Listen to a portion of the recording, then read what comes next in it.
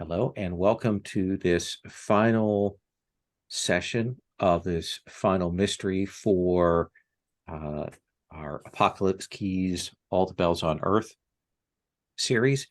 We are in the final session where we approach the mystery and where the stakes are higher for opening the door, and that is out there. So, or it's going to be a building of things. What we're going to try and do today is we've got a difficulty 8 mystery, which means that like if you get 11 keys total, then you'd be rolling at a +3, which is the maximum you can roll at. Right now, I believe that you all are at 7 keys. So any key moving forward is nice. Ideally, if we could, with 4 players, if everybody could get a chance to get a bite at the apple, that would be excellent. But I also want to give people a chance to have some interaction scenes, follow up on stuff, get more context on things. But that is our goal today, to do that and have time for epilogues and or for swerves as things may happen as we go along. My name is Lowell, pronouns he, him, and we use lines and veils and X card and open door policy. And yeah, that's what we do. So sometimes I say that people get upset and leave notes in their comments. So I like to remember to do that. So we are going to be taking up with that. Today, we're going to be checking in with everybody about any start of session moves, any advancements you've gotten, either ruin moves or XP driven. We don't have the start of session XP questions because those would get resolved at the end of session. But there are moves that you can get that generate XP. And of course, rolling a fail generates a point of XP. So those are things that are on there. And so let's take a look at things. Samson, do you have any start of session moves or any new moves that you've gotten? I do not have any start of session moves. I do have a new move, but but it'll come into play in my epilogue. Okay, I don't think it'll take any effect anywhere else. All right. Yeah. Interesting. I'm gonna run get my dice real fast. You should do that. Mm-hmm. And Beelzebub, did you get any advances? I don't think so, no. Okay. And we'll wait till everybody gets here for you to do your start of session move, because it's usually quite rich for the storytelling. So I'd like to hang on to that. Let me take a look at the mystery map and we'll kind of talk about that. I will have the full write-up of this mystery available on the blog tomorrow. I'll put a link in the show notes tonight for that. I've already written and got it reposted, so you can see what we were working from for this. Okay. Vane, Yes. did you get any new moves or advances? Yes. Oh, My new move is borrowed power. okay. Along the walls of the world, beings of twisted power await your bidding. Sorry, when you summon a creature from another world to help you spend darkness tokens. Okay. Do you want me to read through it, or no? I kind of generally know the move. So we will play from that. That sounds great. I'm glad to have that one on the table. And then Cetus, did you get a new move, ruin or otherwise last time? You are muted. I don't believe so. Double checking now. I did not get an XP move. I still have a ruin move in my pocket though. Okay. I know there are a lot of moves here, and you get some, and each of them is just rich enough that you're like, oh,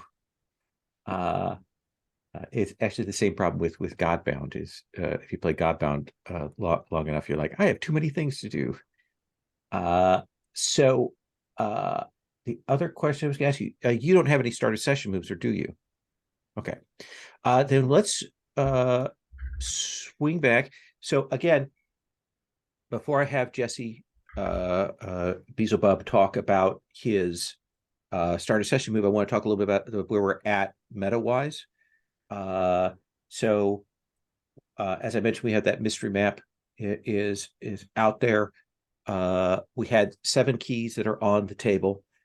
There was the exploration of the 4 different casinos. You explored some of them.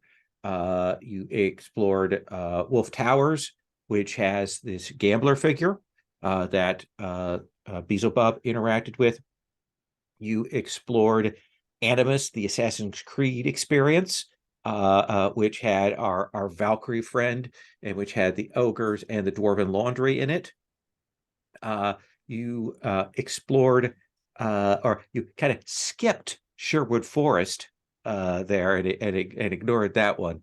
But a big one last time was the group going to the Red Rock casino with its stone and slab imagery, and meeting with Prometheus, who tossed you out of the building, some of you, and there was a situation that occurred as a result of that, and the clawing of the walls. And those are the big things that are out there. Our 4 facets are the common one, which is the Harbinger. Like, who is it? We're meeting all these people. Who is it that's behind this? Like, figuring that out. The door power is like, what is the escape, the method, the place this is opening up at. And then the unique ones are the question of the Chernobog deck, this proto tarot, whether this is that tarot, whether it's a replica, whether it's a fake out, is it being sold, is it being bought? These are all questions that are out there in the open. We don't know. And we've seen some of the figures that are major arcana in that tarot. Like last time we saw the figure of the exile as a piece of imagery, and we might see more of those. Maybe is a gambler one of those archetypes? We don't know. We don't know what the major arcana is. It may well be that we're seeing a lot of that walking around. In fact, we saw people sort of turn into cards in a brief moment there at the end of that session. And then the other one is the question of like the reality warp casinos. What's their role in this? Why are they doing this? How they fit in with this? So those are our 4 facets. So Beelzebub, the final time we venture into the to laugh, to love, to have joy of your recollections of the past. Yeah. So I'm gonna speak with both love and sorrow here. And I'm gonna once more describe the long overture of the apocalypse and how it claimed my people. I think I'm gonna do that, and I've done a bunch of that in different ways, but I've never done it in like real detail before. Mm-hmm. And I kind of want to I think this is the moment to sort of like fill in that gap, because it started with these experiments, this attempt at finding power, a power source that could really, I'd like to say help, but that's a lie, that we could use to strike out into the galaxy collectively, right, and make our mark. We were just discovering space travel, and we were looking for power in this sort of space fantasy Kryptonian kind of setting. But not good news. But I had this core group of if anyone of sort of like cutting edge sorcerer scientists, right, trying to figure out what we could do to really become a power. And we started with devil summoning, and that didn't quite work out so well, as Vane probably remembers. And so we don't know. We found this power that could it could siphon emotions, right? And convert them into power at like a ridiculous rate. Like a ridiculous, just a little, like you're sad that your girlfriend dumped you, and then all of a sudden you can punch through a brick wall, right? And like that's nothing, right? That's not mourning a death. That's not deep hope for the future. That's just like, oh, we were dating for a week and then it didn't work out and I'm sad about it. And so, but you had to there was a change involved, a physical change. You had to take the feeding power into you. It wasn't exactly a sentient being, but it was something. We did it. And we experimented. We had so much fun, and it felt so good. You could take a little sip of something depending upon what your hunger was. And mine was used to be hope until very recently. And it felt so good. But then you'd get hungry again. Right? And it would and you'd feed and you'd transform and you'd grow and you'd get stronger and stronger.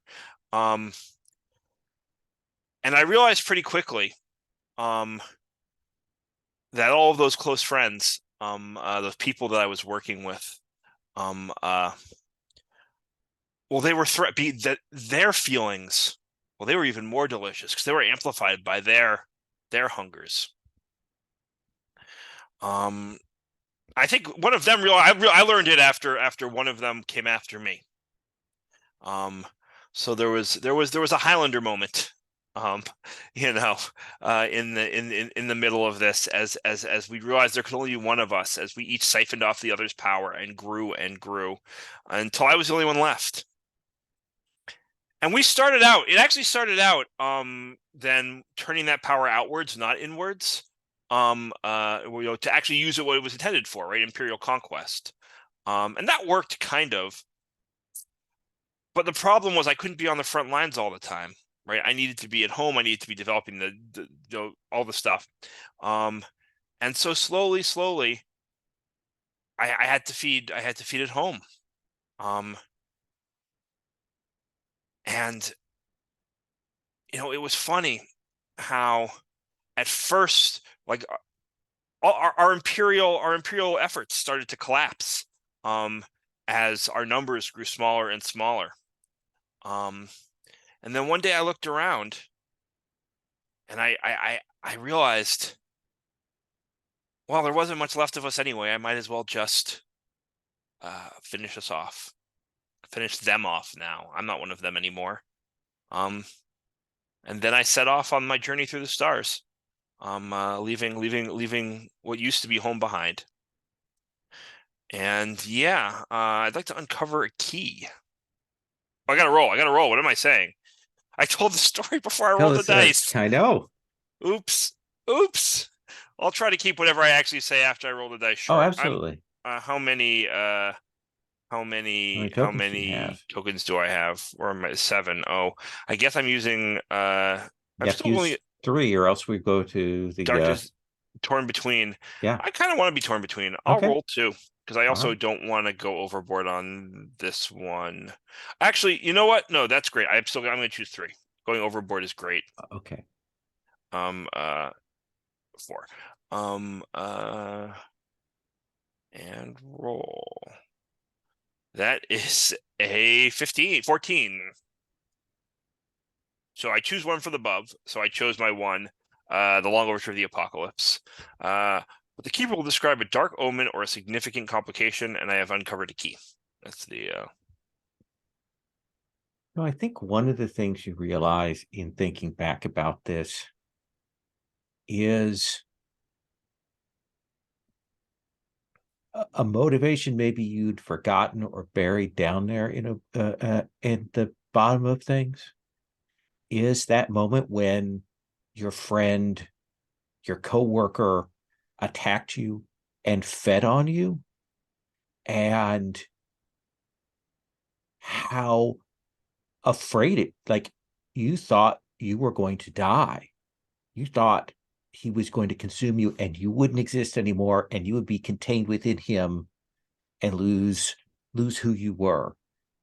And I mean, that pushed you to avoid it.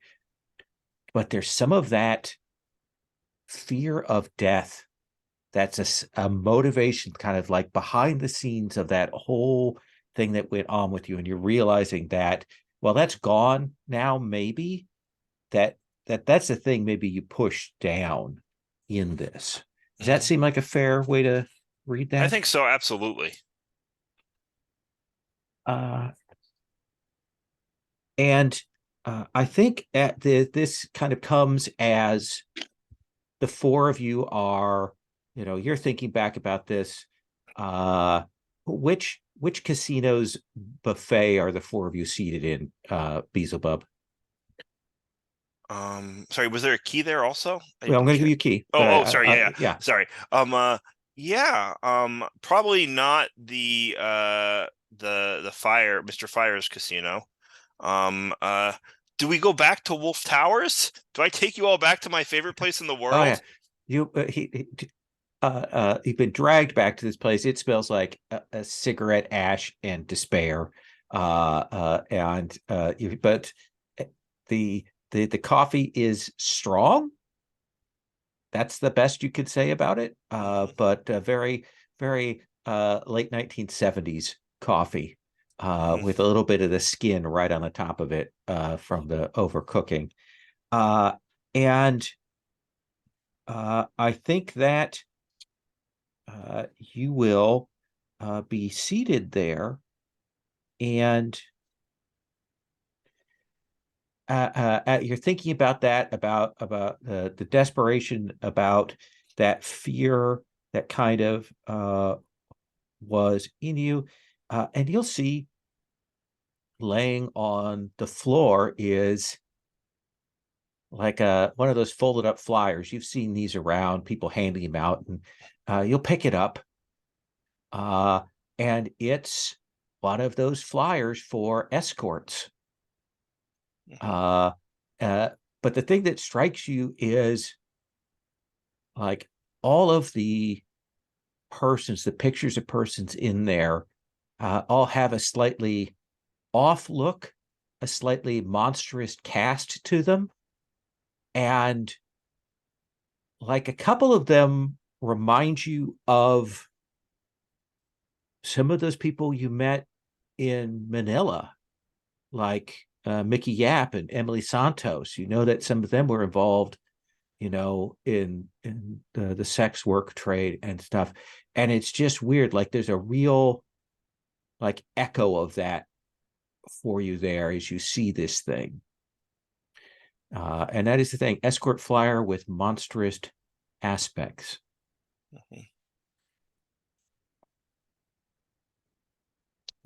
Fold it up and put it in a pocket of my now badly destroyed suit. Yes. Right, which has been an ongoing visual theme, right? Yes. I start out dressed very nicely and end up very badly beaten up. So Cetus, you're coming off of a little bit of a glow. It was a very nice experience that you had there, touching the fire. And now you're in this place. The table is just a little bit offset. Like you've been trying to figure out how to get it so it doesn't do that weird little tilt, but you can't quite get it. And everything's just the slightest bit sticky here. What's your reaction? What are you saying to the group as we come in here?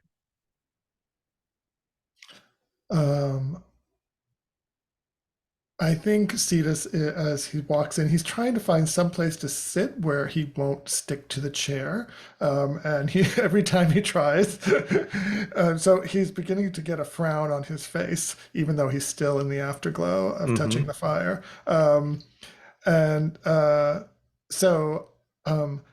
I think he decides that he's not going to sit. And so he's kind of pacing about, taking in the crowd and seeing if there's anyone interesting to talk to, since he doesn't want to touch that buffet. There's a sneer on his face when he looks at the buffet, and the coffee, no way. I I think maybe he is wandering over to one of the poker tables since he had fun with poker at the last casino he was in. And so he's going to go over and look over the shoulder of the poker players, which is bad manners, I believe, if I'm not mistaken. A little bit. They are all sort of hunched and suspicious. Like when you come over, they definitely like they do. Like one of them will drop some salt on the floor, kind of to ward off when you do that. That does bring a chuckle from Cetus. You will see this guy that you saw before, but now he looks much older. The security guy you saw outside, he kind of wanders over. He looks like he's 5 days retirement. He doesn't have to deal with this shit. And you'll see he has a little name tag that says Chromes on it, and he'll be like, sir, don't stand right behind the players. Well, I'm sorry, Mr. Chromes, is it? Yeah. I'm new to this place. Well, You've been here a long time, I can tell that. You look experienced. yeah. And he'll kind of like move you away. The pit boss kind of looks at you oddly, and he like people clearly stay out of this security guy's way. He certainly has an atmosphere around him. So he's leading me. Yeah. Vane, what do you think of this place? You see, Vane goes over and actually gets a fairly large mug of coffee and then proceeds to pour sugar into it. And just in one of those kind of like stands there watching the sugar flow into the coffee, kind of in what seems like an endless moment, and kind of sticks a finger in and stirs it around, regardless of the heat, takes a sip. That Pours in a little thick more enough sugar sugar. that you have to push to Yeah, move it around. yeah. Okay. And then go back to the table and sit down, clearly not caring about the stickiness. Maybe give the table a little shove to kind of sees that it's rocking. And then she's going to sit there and she's going to halfway unscrew the tops of these salt and pepper shakers just to fuck with people. That's Absolutely. And they're old kind of salt and pepper shakers. So like you hear the crunch as the turning of the thing there, it has a little squeal on it, but yeah, you can get it. So it's little gritty bits of salt. Yeah. oh yeah. Oh yeah. Yellowed rice inside the salt shaker. Yes. And Samson, what about you? I think I'm just kind of standing there taking it all in.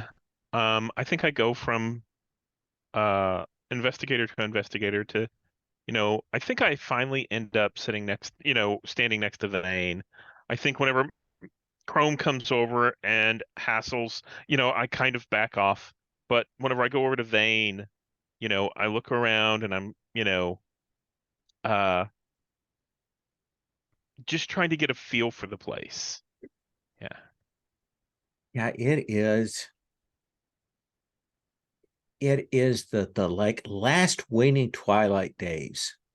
Desperate cost cutting, lack of service, no cleanup. People know that this casino is going to die, and people have kind of given up on that. There's definitely that feel.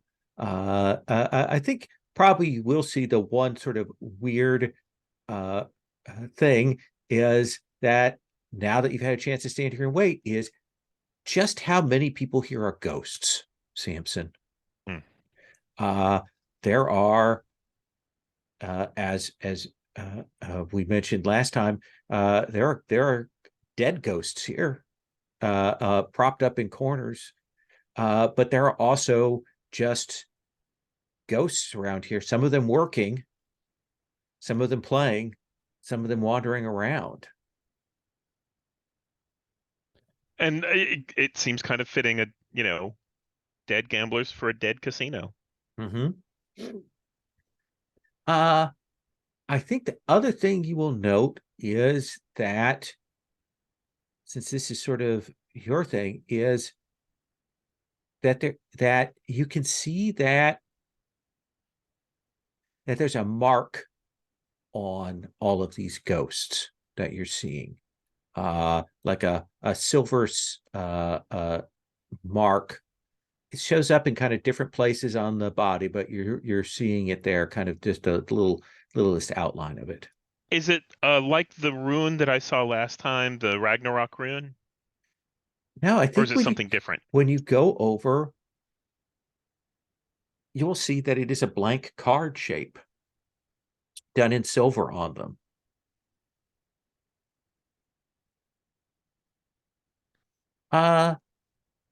So I guess I'm going to ask the group, what is next? Do you all want to head somewhere, or do we want to do a once around for investigation? Do you want to discuss next steps? Cetus is even in this dingy place is taken with wandering and seeing the sights. But what do you think you want to do, Beelzebub? I tap my finger sort of like impatiently on the table, and I say, they're all here for something. There's something going on. There's got to be a card game, an auction, people like this don't just gather in a place with something like that and like poke around in the dark. Jesse says people often do. I'm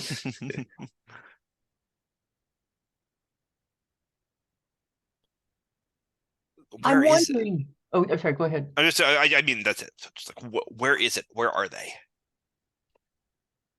I'm wondering if we should check Sherwood Forest just for the sake of completeness. These ghosts are very sad here, and the buffet is bad, and I don't want to drink the coffee. And I can't sit anywhere down because it's sticky everywhere.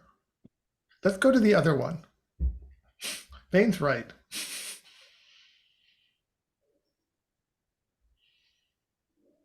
We'll shrug.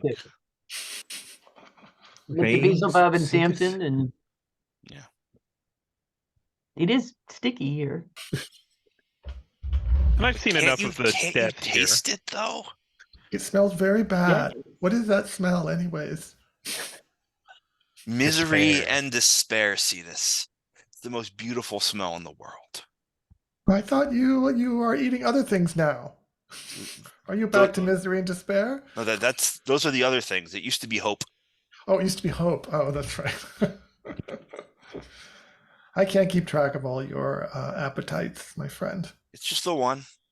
It was the same for hundreds of thousands of years, and now it's something else. So Cetus and Vane are going over to Sherwood. Samson, Beelzebub, are you accompanying them, or are you going somewhere else? Yeah, I'll go with them. Okay. So the four of you will get up. The one nice thing about this place is it does seem to have 1980s prices. So it is relatively cheap. You leave some. Can I get a to-go cup of this coffee? Not Sure. that good. The most thick, unbiodegradable styrofoam cup you can find. They give you. Excellent. And Cetus gives Mr. Chrome a wink as they leave. Goodbye, Mr. Chrome. Lovely to meet you. Maddie. And the four of you will walk across. The fountain is up. The glass, the stuff that fell, that's been kind of cleared off to the side. There's still traces of it, but there's been some cleanup. And you will head over to Sherwood Forest. You can see the bright colors, the primaries, the greens. You'll see the people at the front in their costumes, both Robin Hood style costumes and medieval costumes. It's let us say, anachronistic seems to be the buzzword for this place. But certainly as you approach here, what ho, stout yeoman! Welcome to Sherwood Forest. You have never seen such an expression of horror and delight mingled on one face as Vane, and she's just going to stand there dumbstruck. So, are you fine folk coming here to see one of the shows? Are you here to tour our amazing gift shops? Or perhaps the casino with the loosest slots in Vegas?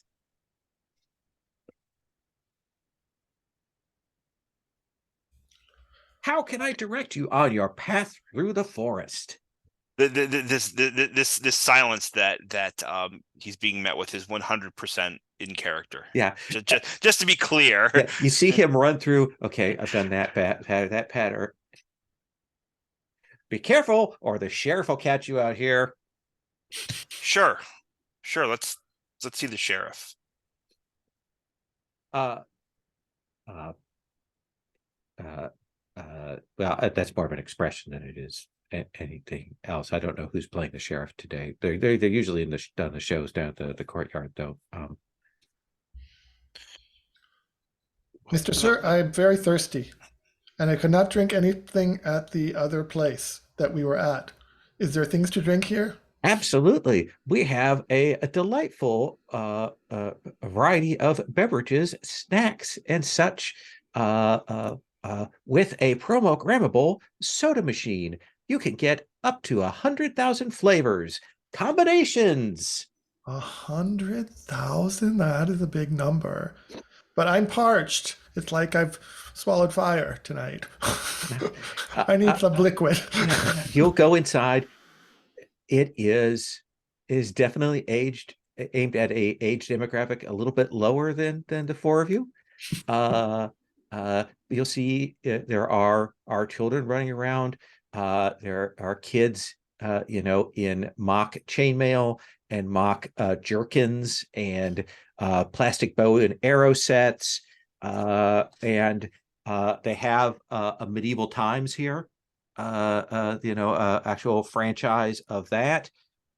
The other thing about this place, and when you come inside, see this, even though you see they have like the snack bar thing right up front where with the programmable soda machine that is very exciting and flashing with all kinds of lights, all kinds of sodas that you can program and mix. But there are plants and trees, living trees everywhere in this. And as soon as you step in, see this, you feel like you're in a forest. A familiar forest in some ways. The thing that breaks it is all of the screens and stuff that are flashing like attractions and things you can go and see. There seems to be a fairy woods ride, travel and meet the Seelie and the Unseelie ride. You'll see that there is a big magic show. Grimaldi's Hall of Ancient Magic is up on one of the things. Lots of people in costume stuff, various forms of Friar Tuck and Little John and all of that kind of thing. And just as in the other casinos, you saw a variety. You saw the non-humans there in Animus.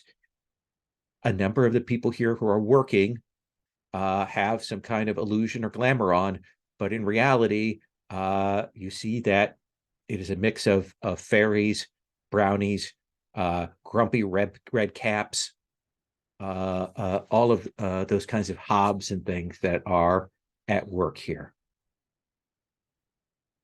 Vane? Vane spends a lot of time gazing around, and then she says, I've heard there's a hell like this, but I've never dreamed I'd see it. And then she's going to say, Grimaldi's Hall of Ancient Magic. Sounds promising to me.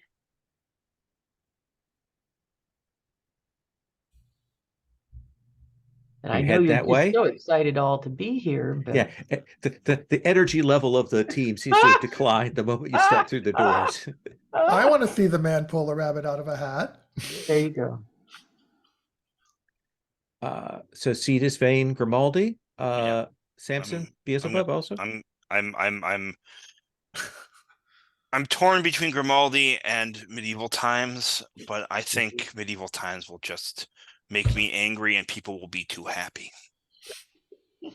Absolutely. Cetus, you do stop. You've been given a complimentary drink ticket when you came in, and you can go over and put that in the machine, and they'll give you essentially a 64-ounce a drink that you can mix from any combination of all these things.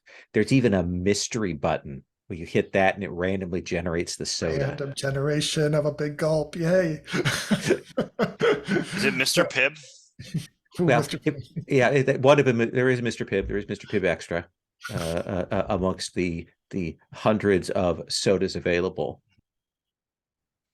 So Cetus is parched, so he does get one of the 64-ounce mugs or containers and stuffs it in. Oh yeah, I'm sure pushing all the it's buttons. like a big plastic medieval mug with a lid on it. He starts pushing lots of different buttons and seeing what comes out. One So he of gets a those- nice dark turbid mixture of things. Turbid. Opaque. You can't see through it. It's not transparent anymore. Absolutely. And he starts sucking on it on a big straw. He said, "I'm ready for the magic show now." And you will head over to the magic show. You can see that Grimaldi's Hall, they have regular shows that they do, but they also have sort of meet Grimaldi things. And it seems to be one of those periods that this is one of those moments of the show or of the theater here. Let's go see the little human magician do things and meet him. See what kind of magic he's actually up to. And the four of you will walk inside, and it is done in, again, that forest theme, but the woods are darker here. The canopy that is artificially created looms in. Things hang over you more tightly, and it feels much more familiar to you, Cetus, as you go in. And you will see that there is a gentleman, kind of handsome young man, hair done beautifully, who is at this moment doing some close-in magic with some of the kids who are there, like pulling things out of a hat, doing the close-in, is this your card kind of thing. There are various exhibits of magical items and possessions from all around the room, from famous magicians that are there. You'll see like Theophrastus and King Solomon, Houdini, Tesla, and Nightingale, Collins, and all kinds of famous magicians. And you can go up, and there's little interactive exhibits with people recreating their tricks and so on. And you kind of see this Grimaldi turn around after he's finished with some people, and he glides over to where the four of you are at. And he will say, "Welcome to my abode. Who are you? I see you're the devil. See, you're the hungry. Ah, you're the found. I see. Ah, the summoned, right? Ah, excellent. That's a little more refined. Greetings. I take it you're Grimaldi. I am Constantius Grimaldi. I am the magician. Welcome to Sherwood Forest, he says, sort of sighing even as he says it. Mr. Grimaldi, is this really Sherwood Forest? It reminds me of another place. There are many forests. There is the idea of Sherwood Forest here, but we have other forests deeper in where we keep things. Sorry. So a very kind of worried expression crosses Cetus's face as Grimaldi says that, a deeper forest where we keep things. We have rides that go through some of the forests. I don't know if I want to go deeper into the forest. And he kind of settles, he moves backwards a little bit, and kind of shadows grow around him. And he's been dropping like little sparks since the whole incident with Mr. Fire, and those have kind of suddenly settled out. And there's no more sparks coming off of Cetus. And he kind of moves behind Vane, as if he's feeling afraid. I can have that effect on people sometimes. We're interested in card tricks. Perhaps you'd like to show us one.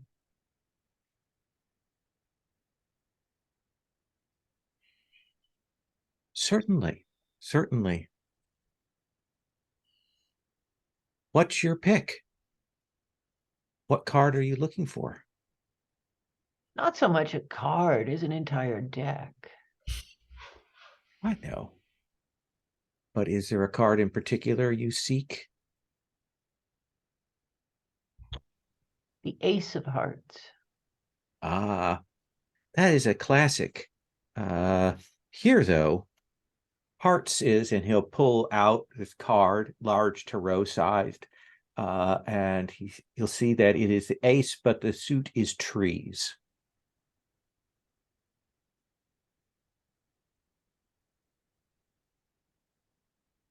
He says, perhaps, and he'll hold out another card. This is the one you might be looking for. And you see he's pulled out another card, and you can see it has a picture of a gateway with another gateway inside of it, with another gateway and another gateway, like it goes down infinity as you look at it. And he says, this is the escape route. What happens if I try to tap that card with my finger? You tap it, it will echo like touching very heavy cardboard. I don't think this is the deck we're looking for. Everything has echoes and shades, my friend. Everything has representations and truth to them. I don't think you deal in truth. Maybe a deeper truth.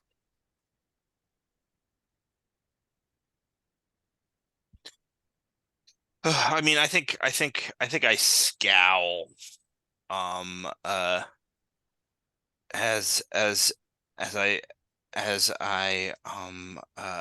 say to him, enough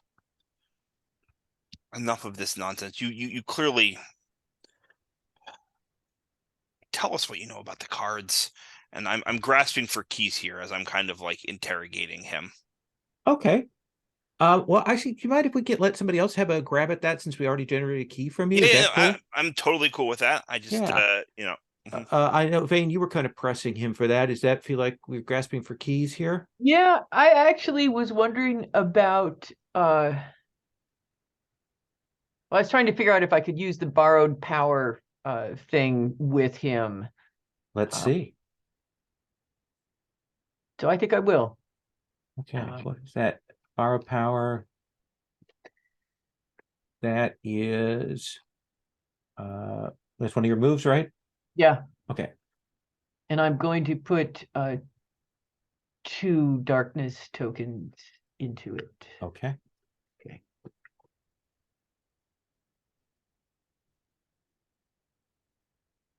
Six plus 2 is 8. 8. And where is that move at? That move is part under the summoned playbook, Okay. under Come On Tough Guy Okay. on the left-hand side of the page.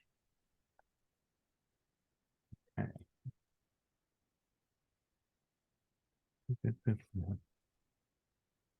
So I don't have that up.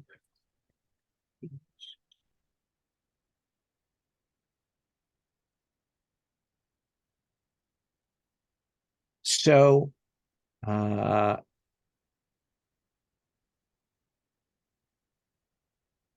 what is it you think you're summoning? You get to choose one. The summoned creature is fire and rage, violence and storm, or a summoned creature will answer any one quick 2, 3, or the summoned creature will uncover a key for you at great cost. Can I, and this may be stretching it and feel, I know because Sure.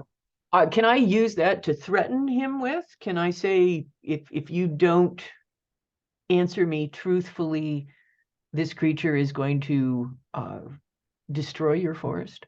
I think that you will reach out and kind of pull out that power, and you grasp onto something unlike what you wanted to exactly, and you can feel yourself tugging something from this place and start kind of pulling it forward, and you can feel the restraint on it. And he says, there's a reason we have them chained up. There's a reason we keep the gentry and the old ones and the friendly ones tied to their forest. He says, if you will stop what you're doing, I will gift you something. Very well.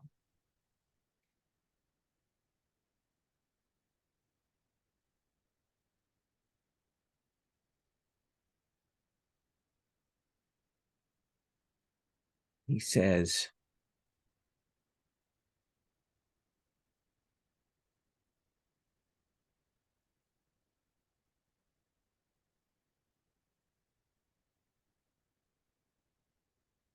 allow me to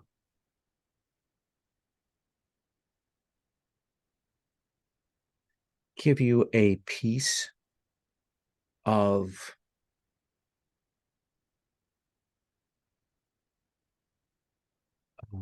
a thought here.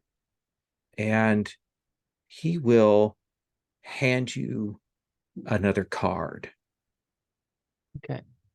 And you can see that it is a figure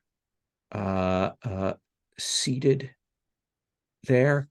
The portraiture of it almost looks like that picture that you saw of Dorian Gray before. But the figure is the librarian, your librarian. And you see that he's got a book in his hands. And the book is that Yinghu book, the one that was erased. And it's drawn, I mean, it's very abstract and drawn. And that. And he says, this is the card that you made. And he'll hand it to you. I'm going to take it and turn it over and look at it from side to side. And then I'm going to take out the other deck that I have, and I'm just going to slide it in there. It fits perfectly. I thought it would. So the clue is a tarot card with an image of an NPC, of the librarian.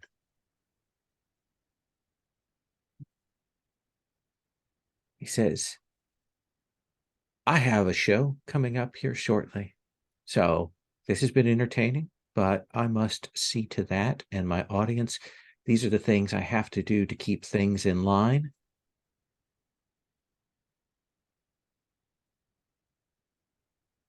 I am looking for the deck, like you. I see pieces of it around, and I hope it will come to me in full. Like the others who seek it, I need it. And he will bow and he's gone. There's that little bit of a little smoke bomby kind of thing, then like a half second too long delay before that goes off. Let's take our first break here and then come back and let's put Samson in the driver's seat at that point. Okay. So take 10 for the first break. So Samson, you've seen this interaction with Grimaldi in the car generation thing and have a sense of the atmosphere here. Let's come to you. What is it you want to do? So I think as we entered this place, the gregariousness, the outgoingness of this kind of pulled me back. So I kind of kept back to the shadows as we've gone in, and I'm looking for things that have kind of been missed. And I think as the magician pulled out some of the tricks and had this banter a little bit, I think I was kind of circling around, seeing can I see things from a different angle. And as the show starts, it starts to everybody kind of takes their seats and they start the big bombastic announcement, and he comes out on stage, and that's whenever I just you know I'm standing kind of off to the side in the shadows, and that's whenever I just walk backstage. And while he's on stage doing his act, I want to look through what's left in the back. Specifically, I'm sure it's old posters and old equipment and old magic trick paraphernalia, and I'm looking at like you know the older stuff that doesn't seem like he has been dragged out on stage more recently. Sure. I think one of the things you'll see as you kind of move around back here is he has uh, uh, a lot of stuff from the last 20, 30 years of magic and stuff. But then he has a lot of stuff from another Grimaldi, and it's clearly like a line of magicians from like the 1930s and 1920s and going back. There's a weird gap in there.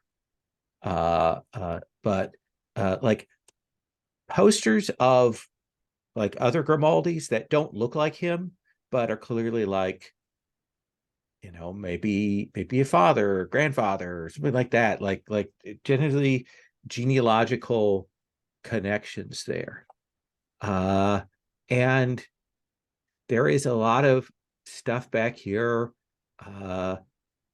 Clearly the more modern stuff has lots of things about the Fae and the fairy woods and all of that kind of stuff, and that's clearly integrated into this whole sort of more recent cycle of the magic. Do you want to grasp for keys? Yes, I do. I'll spend. Yeah, I'll spend 3 tokens. And see what that looks like. That's only a 7. You want to burn a bond? Um, Let's look at the results on a 7 unless you find more than you're ready for. You may choose to mark ruin to uncover a key. yeah. I think I'm going to leave it at a 7 and mark ruin to uncover a key. All right. So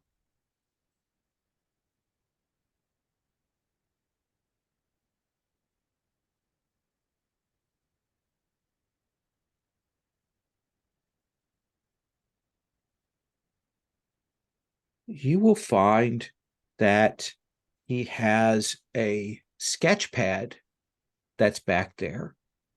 And you can see that there are pictures in it that sort of have a kind of like Tarot-like design, like he's kind of sketched people in that kind of design element.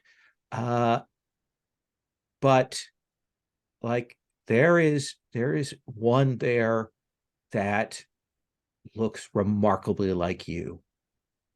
Like just in the midst of these other sketches of Tarot, and it's the figure of you, except that you are falling. There is a chain tied to your foot, and there is a like a skyscraper building behind you, and it shows you kind of falling, and you see that there's another figure above kind of reaching out their hand as if they're trying to stop you from falling.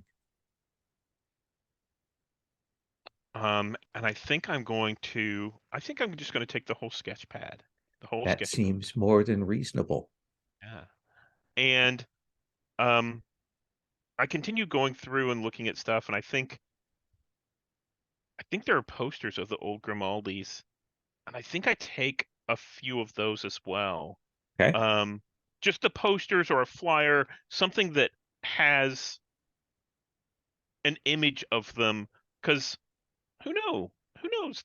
This guy could be older than he says he is, and I'd like to be able to give back to the division's research location. Hey, here's this possible eternal person. Absolutely. So let's come to Cetus, and then let's check back in with Beelzebub. Cetus, Yeah. what are you doing? Cetus is pulled back. He's shrunk a bit. The sparks have stopped coming off him. He looks dazed almost. And he starts wandering. I think he maybe wanders out of that theater and out into the rest of the some other part of the establishment. I don't know what this is going to do, so you'll have Sure. to hold my hand through it as it happens, but it just seems to be what's happening narratively. I think he's being triggered by his own imprisonment in a forest like this. And I want to trigger the ruin move, since the one that I've had in my pocket. Right.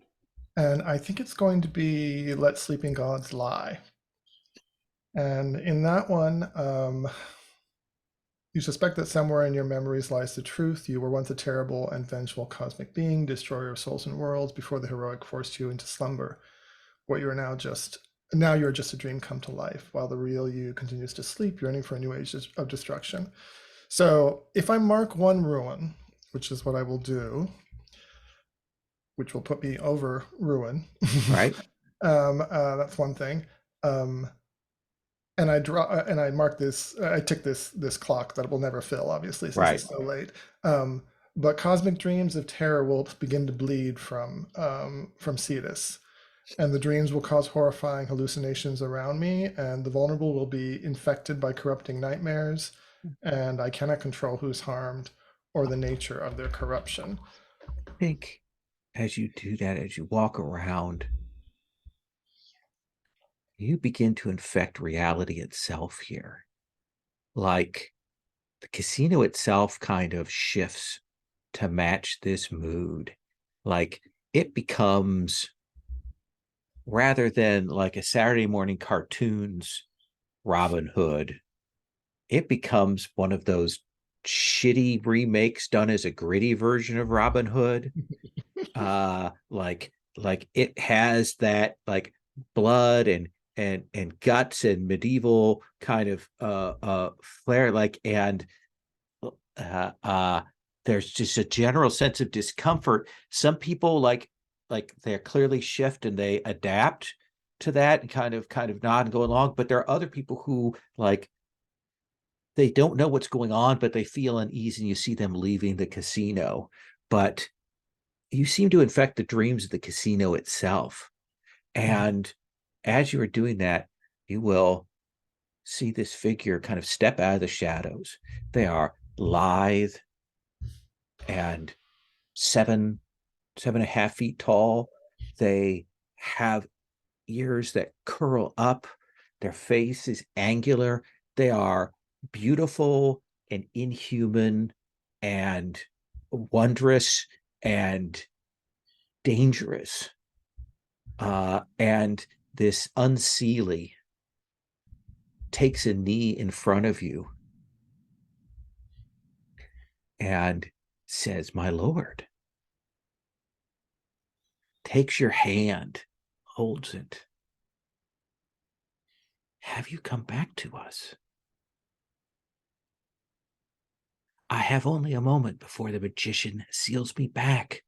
Tell me, what can we do for you, my lord?" Are you imprisoned here? "Oh, yes, we are held against our will and suffer greatly.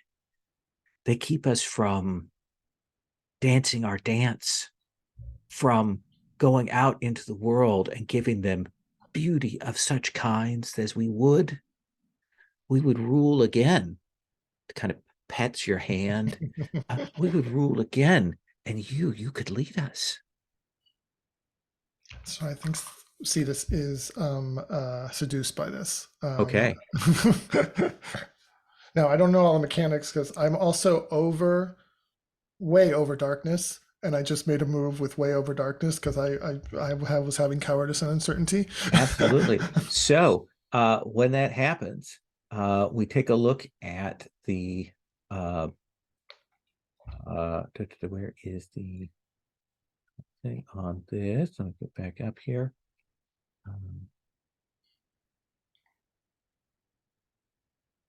So you have to choose between what the darkness demands of you and your mission.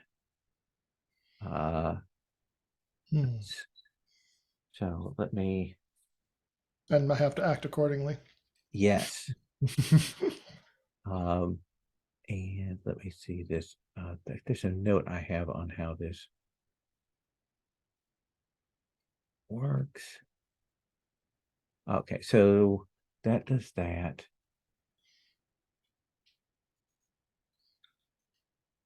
Not that they're breaking to point.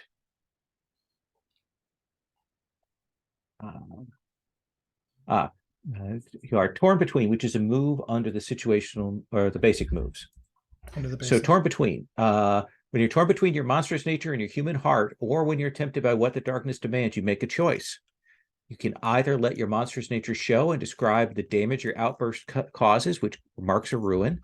You can describe. Yeah, I need say no more. I think you need to say no more. I think that's where it's going. Yeah. What damage beyond what you've already done to this place do you cause? So I think one of the things that the darkness demands of me is, if I'm not mistaken, to open a permanent portal to a dark realm. And so I think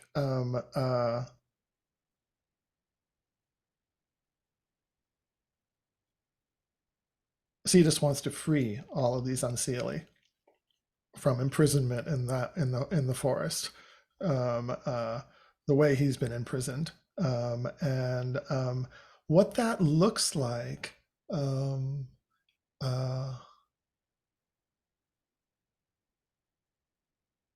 Burn the forest down.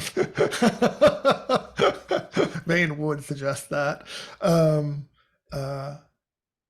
No, because there are chains. I hear the rattling of chains, like the breaking of metal and the breaking of chains. So the bursting of locks and the breaking of sigils, and I think we just start seeing these dark portals opening up all over the casino, and out of them are stepping beings, I guess.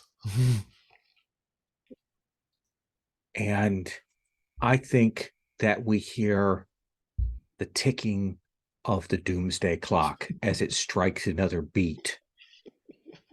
And we will see that come to. And then Cetus, Vane, Samson, Beelzebub, you're standing out on the sidewalk. It's cool outside. It's the Las Vegas night air. You see the three casinos, Animus, Wolf Towers, and Red Rock. And Sherwood Forest is nowhere to be seen. It's gone. Where have they all gone? I freed them. What's happened? I don't understand. Easy come, easy go, see this. That was pretty cool. You freed them from what? Imprisonment. They were imprisoned in that forest just like I was. If That they're free magician. now, they probably moved on to some other place.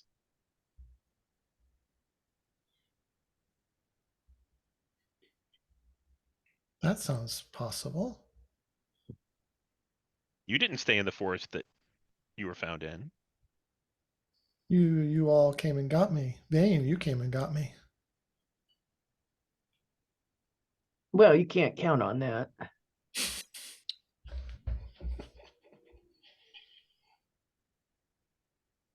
Hope the deck wasn't in there.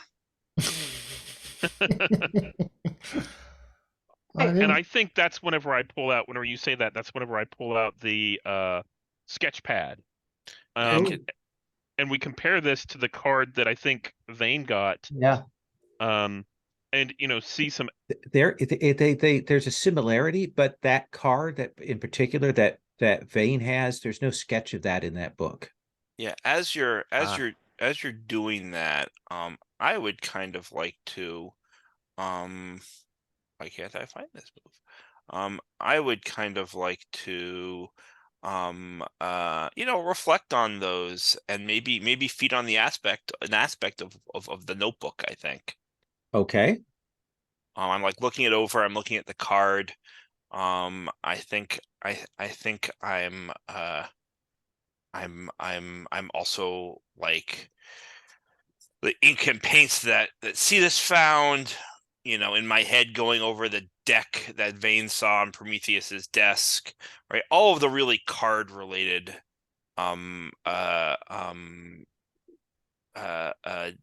clues, and maybe even also like some of the poses of those monstrous escorts in the cover of the Bub from Manila I pull out of my pocket, right? Like all of these images, and then I rip a page out of the notebook, and just swallow it, just chew it up and swallow it. What And this condition do you want to mark? I think you're supposed to tell me how I change, and then I tell you how I feel about it by marking a condition, right? I think that you become less real. I think that you see Beelzebub doesn't look entirely real after he eats this. Like there's kind of an uncanny valley look, like someone has done a really good, strong, maybe AI generative image of Beelzebub that's kind of walking and talking there. Yeah. So I'm marking craving because I want the physical now. I don't like this disembodied feeling. Vane will silently pass her half full cup of incredibly sweet coffee towards you. I take a sip, and I don't know exactly I think I can kind of get it a little bit on my tongue. Like I like it bitter. I pass it back. Fair enough. I'm gonna ask, how do my claws break the key to change it into a truer shape?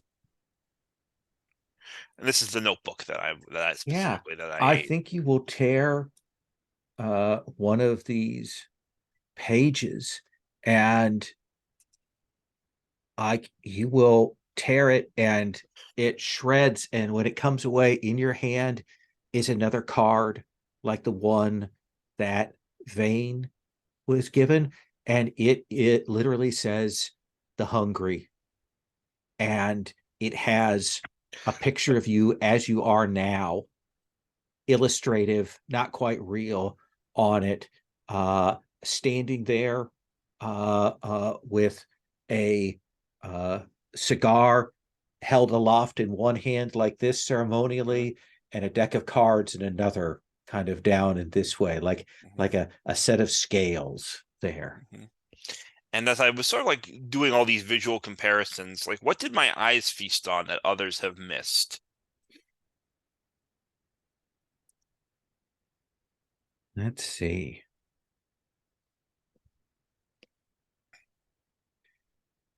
That there are a set of people now you've seen moving around in the casino, like the crowds and stuff. And a lot of these were real people. Like you can know they're real people and stuff. But in and amongst them, something you haven't noticed is there are people that repeat. Like it's some echo, like there's a person, and then there's like a person again, and maybe they're dressed a little bit differently, or maybe their face is a little bit different with the facial hair, or their hair is different. That there are a set of people that you're seeing around, moving in amongst the crowds here, that are like singular archetypes done in different iterations, walking around. I think I tell this to the group, and I think as some of them are maybe like walking down the street by us to go into one or the other of the casinos, I point them out. See that one and that one? It's just his hair's parted the other way, and his suit coat's a little different, but then it's the same dude.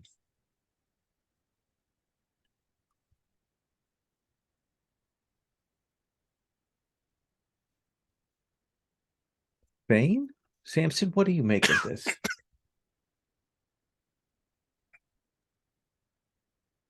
We're not perceiving this as well, though, are we? Or When he look, points it out, you will see it.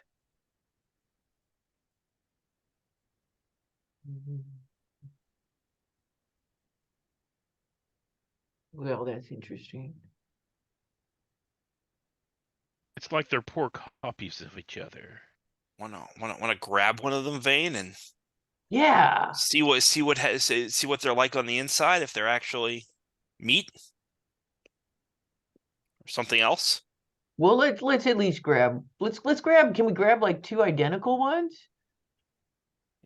Sure. Like, none of them are identical, but they're close enough that Close enough. they bear a strong resemblance, and you can grab a couple of them. Okay. Kind of shove them off in the corner. Just They're objecting. Like if you grab these people, they're like, hey, what's going on? why do you two look alike? I don't look like him. He doesn't look like me. I'm You gonna. look you're practically fucking twins. No, I don't see it. No, I don't see it poking either. one experimentally in the shoulder with a Ow! red sharp. Okay, Yeah, that one. Then I'm gonna do the other one. They both like react strongly to the physicality of that.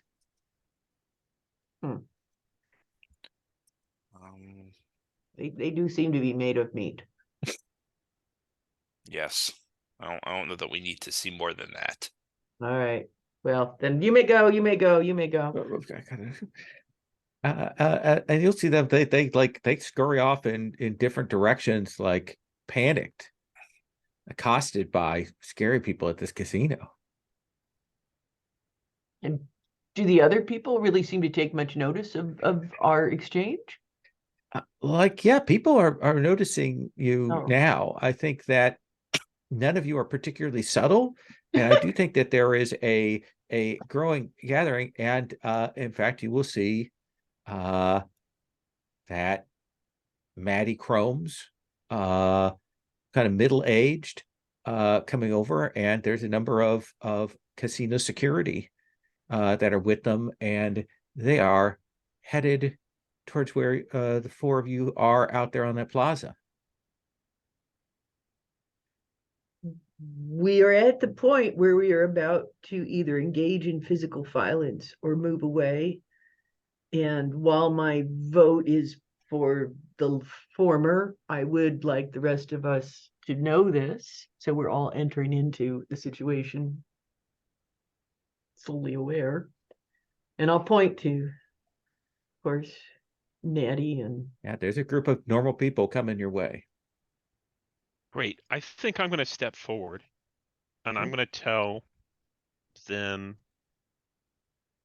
Mr. Chrome and the others, there's something here beyond you and you don't want to stay here. If you do, it could end you. And I'm using my move, You Can't Escape the Truth, which I can reveal a dark and terrible secret to an NPC. Ooh. And I'll mark one ruin, and speak softly and the truth hurts. They decide if they give up something valuable in order to stay and fight, or preserve their own safety by fleeing or surrendering. So what does that look like? Like what do they see as they come up, like they're going to like grab you all and manhandle you and toss you out of the casino? What do they see?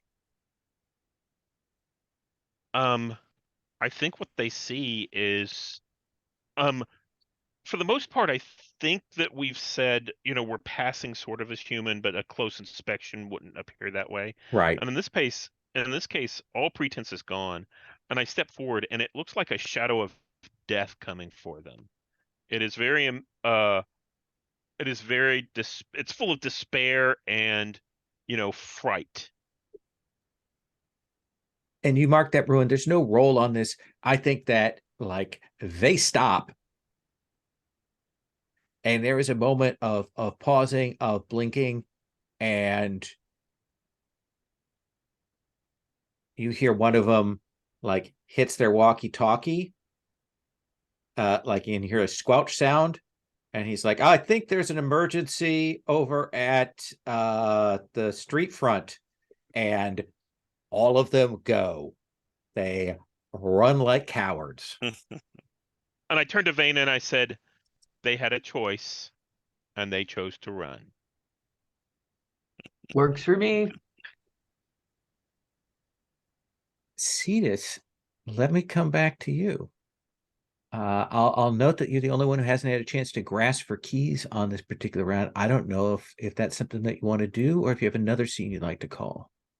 I think Cetus doesn't completely faint, but he collapses onto a bench while the others are dealing with Matty Chrome and everyone. And again, we see kind of this almost disincorporation of his body, kind of melting along the edges. He's still not over what happened in Sherwood Forest, and I think he has a glimpse because I think because of the ruin advance, I need to have a glimpse of what it would mean for me to be a harbinger. And so I think we see a vision that he's having in this swoon of sorts. I think we see a city street, like with brownstones, the cars that are all stationary, no movement. And as the camera pans in, we see that there are people on the street, but they're all collapsed or curled up on the ground as if they're sleeping, against street lamps, on benches. And there's a black mist kind of close to the ground, kind of lapping at their bodies. And you can see as you get closer that they're all breathing. And then you see a woman on the steps of her brownstone, asleep against the stump. Her keys are in her hand as if she was just in the act of unlocking her door. And as the camera gets really close to her, you see her breasts are ragged and she's whimpering and her brow is furrowing in pain. And then there's an extreme close-up of her face, and you see a tear of blood come out of the corner of her eye. And you see it kind of fall in slow motion, and it drops onto the welcome mat in front of the brownstone. So I think that's the vision. Okay. Trapped in horrible dreams, everybody. Yeah, I think you are washed up in that. I think as you're there, there is kind of a crackly moment of the speakers, like they're playing the music, and you hear kind of like static cut in for a minute, and I think you'll hear come through kind of distorted, like almost like someone has done kind of uh, uh, a death metal version of this comes through, but you'll hear, I saw the sign and it opened up my mind. And then it'll crackle again and it goes back to that music.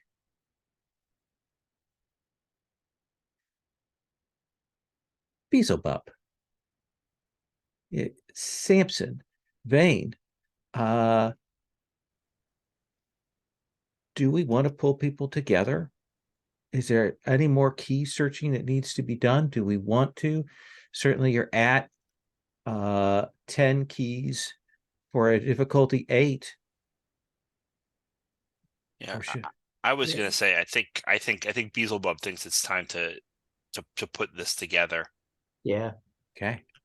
Then let's take 5 and we'll come back and we'll start working through that process here for the opening of the door to see what goes on here and have you tell me who the Harbinger is through this process. So take 5 and we will come back.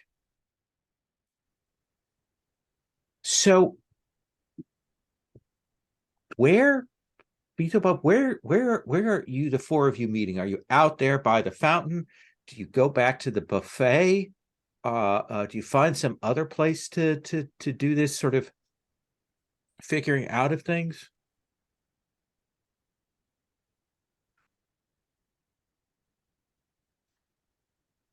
What do you think, Beelzebub? Sorry, can you repeat the question? I didn't realize Oh, where are you my meeting bad. to talk? I mean, I know where I want to go, but the question, but I also think that Cetus is really out of it. We need to go someplace that's gonna get him a little bit more alert. So maybe the Animus Casino, Yeah, nice and clean, beautiful. where he won all that money. Yeah. You go in, they greet Cetus by name, the big winner. They'll ask and they'll take you over to the nice restaurant that's in there, and that's kind of it's still a mid-range restaurant, but it's nice. It's got nice booths, got some privacy. They put you back in a little VIP booth back at the back, so the 4 of you can talk. They comp your meal and your drinks, and you can sit and relax there. And we're going to move to the meta of this. So we have a number of clues. We have those 4 aspects: the nature of the deck, the reality warp casinos, the Harbinger, who are they, what are they about, and then the door of power itself.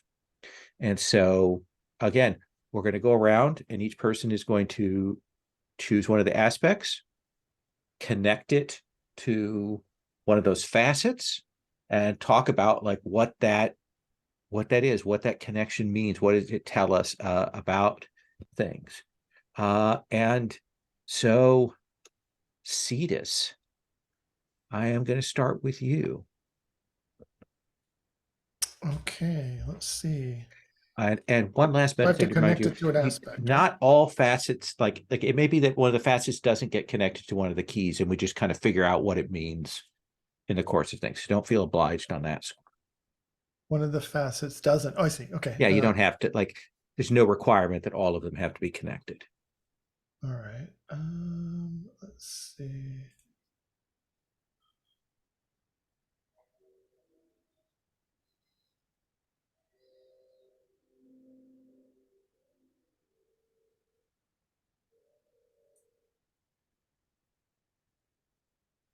So it seems like so this would be about the nature of the Chernobyl deck. Okay. Um, maybe I'll start with the strange inks and the paints of an artist. Okay. Um, so my sense is that the Chernobyl deck is not an established deck, but it's like an emergent deck. It's like it's always transforming, and it's being called into being again, um, using these magical inks and paints that are part of the process of calling it into being, so that it incorporates, the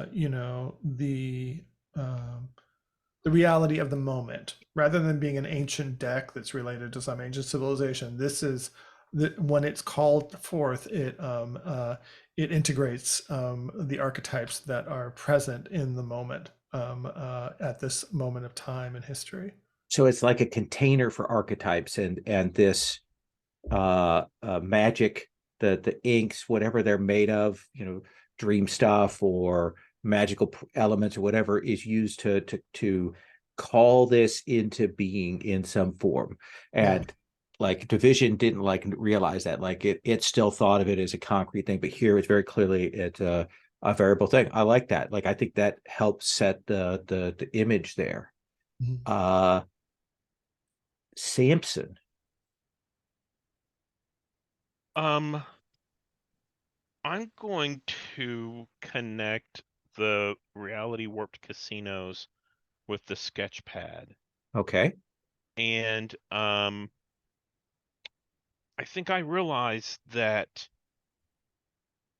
the deck is actually calling these 4 groups together, almost like suits, and is using them to help bring it forward.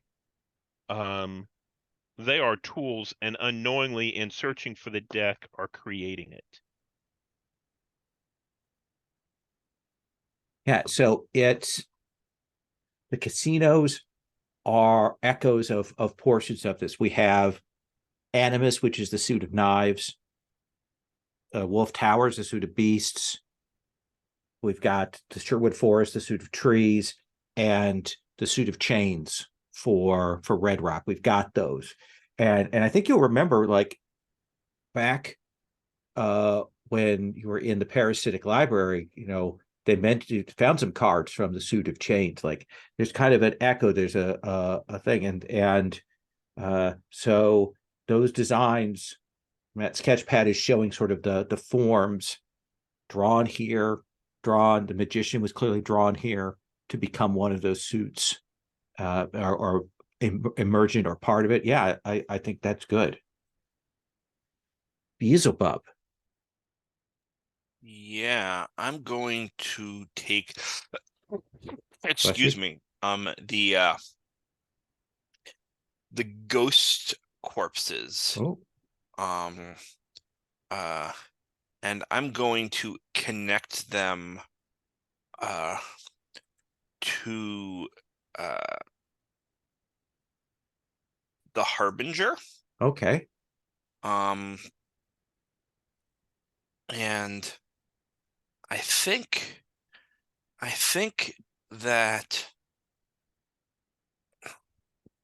that the I'm trying to remember some of these NPCs here for a second, but let's Sure. say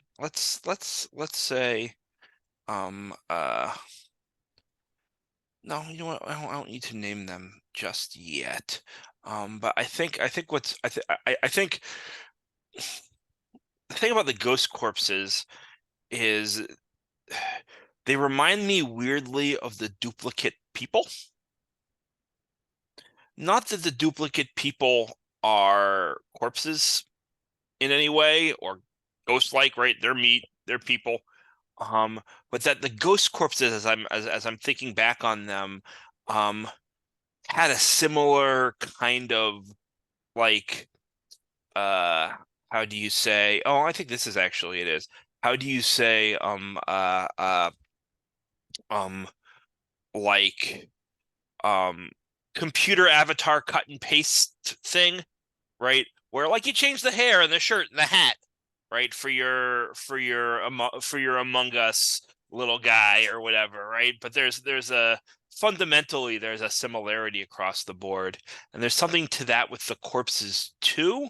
Okay. And What does that tell us about who the Harbinger is? Harbinger. I'm Okay, getting yeah. there. I'm getting there. And I think actually I do have right. And I think I realize, that, right. I realize we're sitting here in the Animus Casino, right? This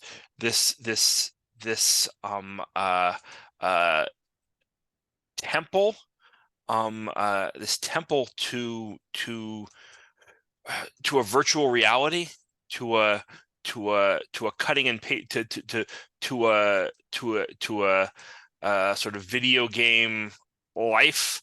We've got all of these folks dressed in their Assassin's Creed cosplay, and we've got a Valkyrie, not necessarily running the show, but a Valkyrie, behind the curtain in some ways. Right, these and um the warriors of the dead are maybe something to look out for here as we have these. And certainly that Valkyrie warned Samson away from messing with the people and with the souls that were here. We've only seen her that once here, and we've certainly got a question of souls and afterlife and rebirths and so on. Okay. Yeah, I like that. Vane.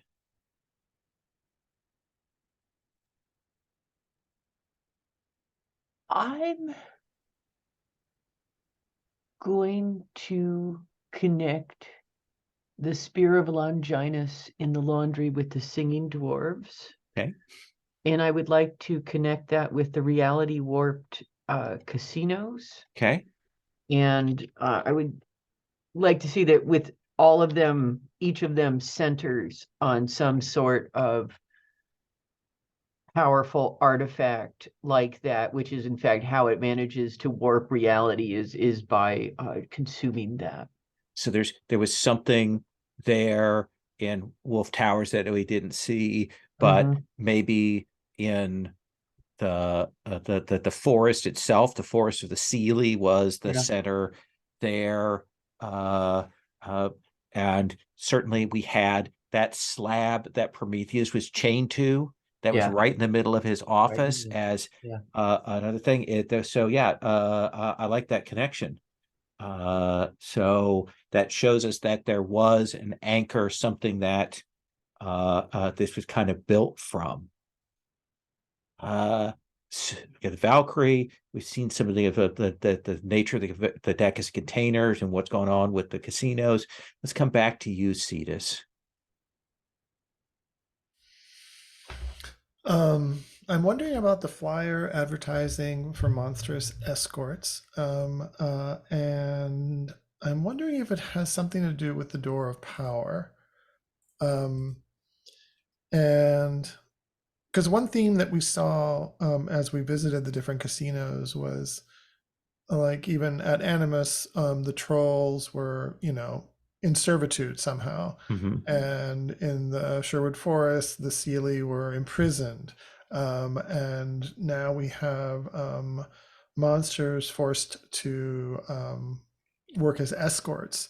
And the ghosts also in the other one. So this idea of somehow that supernatural beings are being compelled to somehow participate in some kind of larger ritual that opens the door of power in these four places, that they work in these four places to open the door of power. And so there's, I don't know, there's someone behind it, but that's about the Harbinger. But they put these supernatural peoples to labor, to work, to do the normal order of the casinos. Like that's part of the door of power that's getting opened. They're carrying out that they're doing that simulation of life, and in that doing a long, complicated ritual for opening this door, for bringing it full square,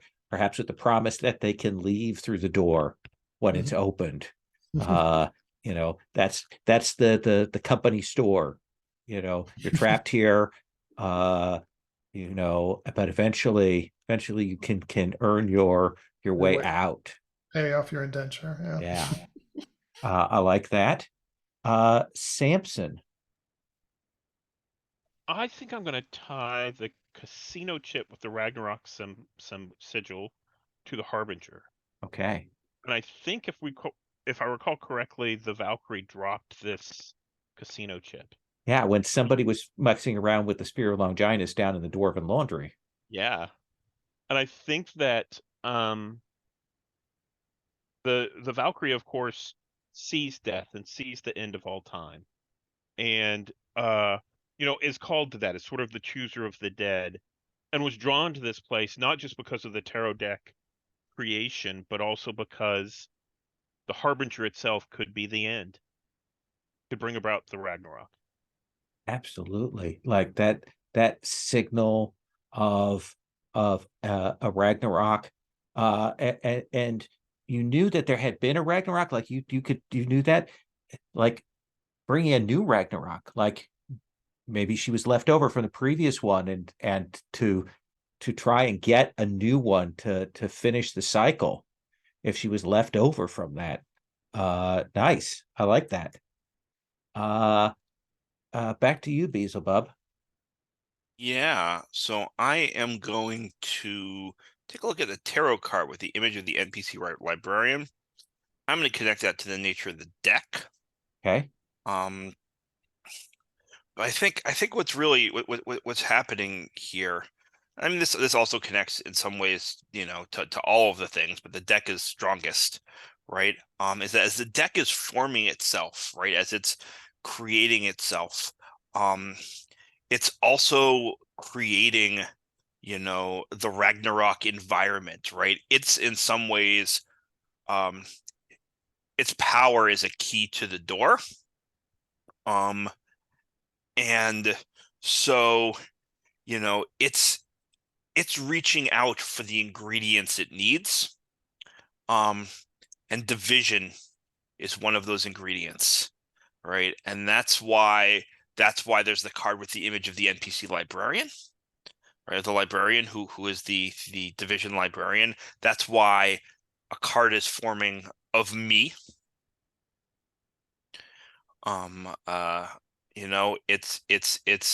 It's pulling us in, because whatever this fated moment of the door of power opening that the Harbinger wants to bring, and that the deck in its formation will bring about, we're needed for it.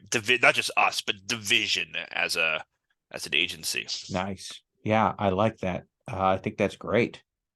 We come back to Vane. I'm going to go with the funky tarot deck on Prometheus's desk. And I'm combining this, actually, it's sort of with both the nature of the Chernobog deck and the Door of Power, because I contend that when the deck is assembled through all these various rituals, the deck itself creates the door. Does that make sense? Yeah. So is the deck there? Is it like, is that like a physical echo of what that deck is, or is it? Yes. No, actually, well, it's the deck is generated from the confluence of all these people, and so like random cards pop up here and there, and so everyone there had tarot decks all over the place, actually, because they were trying to lure the cards to them. And yeah. So you got Prometheus's deck. The magician clearly had one. The gambler has one, but you got to see his. And when you found the card, of course, your card fit with that perfectly. Yep. That brings us back to Cetus. Let's try the exile carved in a mirror. And I'm thinking that this has something to do with the Harbinger themselves. And there's something about it being carved in a mirror, that maybe it was one of the first of the archetypes to take shape, Mm-hmm. and it reflects the person who's behind all of this, and that person or that being or that deity is somehow an exile. Um, Maybe, and I'm thinking with what we know about the ghost corpses and the Ragnarok sigil, that it's some kind of death god that was somehow exiled and is coming back to, for the ultimate transformation of the world If through death. if the Norse gods had this Ragnarok, there had to be somebody to close it out, a death god, and they couldn't go with them. They would be exiled. They would be thrown out and left behind, abandoned here. And they're trying to do this to end that exile or to do something else or to make a new world. But yeah, and I think that you can that image of that mirror being the beginning of this is right. And Samson.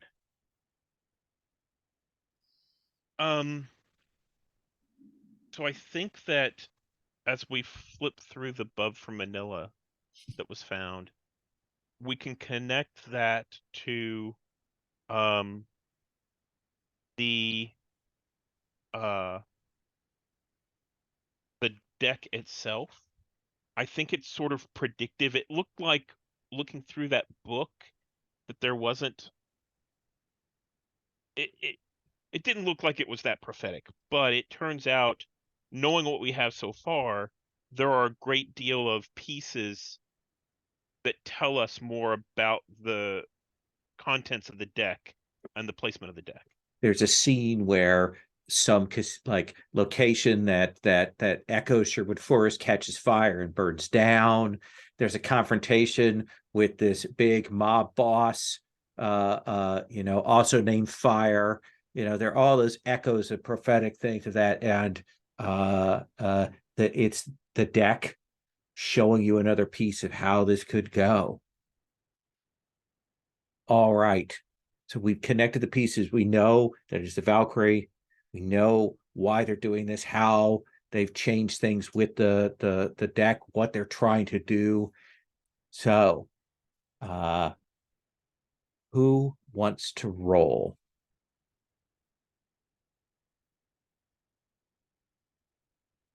No one says who wants to roll. So I'm going to roll a d4. Okay. So 1, 2, 3, 4 from my thing. So, I have to set my name in the thing.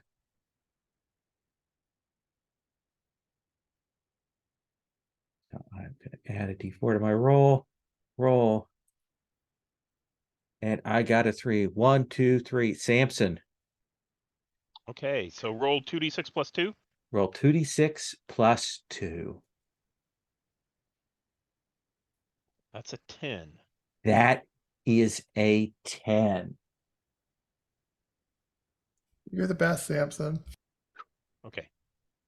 So I think all of you can feel like as you realize, like the deck is coming together. The decks have formed, those people, those echoes of the archetypes, each of them, one of these arcana are kind of forming into one, and you will feel that. And you're in the Animus Casino, like you're in there, and I think we will see you heading down. You will see there is a big VR event they're doing for Ragnarok. Like it's a big Assassin's Creed Valhalla like multi-event. Everyone is in the hotel, is tagged in their various suites to this thing, all of their consciousness and souls. Even as you can see, like people around you are kind of shifting into cards and then shifting back as the deck is coming forward, like the other casinos are emptying out. And tell me, Cetus, when you reach that VR place, that location at the heart of this casino, what does it look like? Is it Norse? Is it VR? Is it clean and cut and glass and steel like this, or is it something else? What do we see as you come in to confront the Valkyrie here as they draw their last cards together for this deck? So it's it's an enormous circular room on a lower level of the building that is Animus, and so it's kind of like the root of the entire building, and Yeah, there's an electronic Yggdrasil, like a made of light and holograms. Okay. yeah, and 360 kind of screens all around to create the VR experience somehow. So you don't even have to wear the VR goggles, just something somehow it just holographically happens, like holodeck or something. And I think we see Valkyrie. Did we say one Valkyrie? Or could it be plural Valkyrie? Well, she certainly got Hildur as this one Hildur. Valkyrie. Yeah.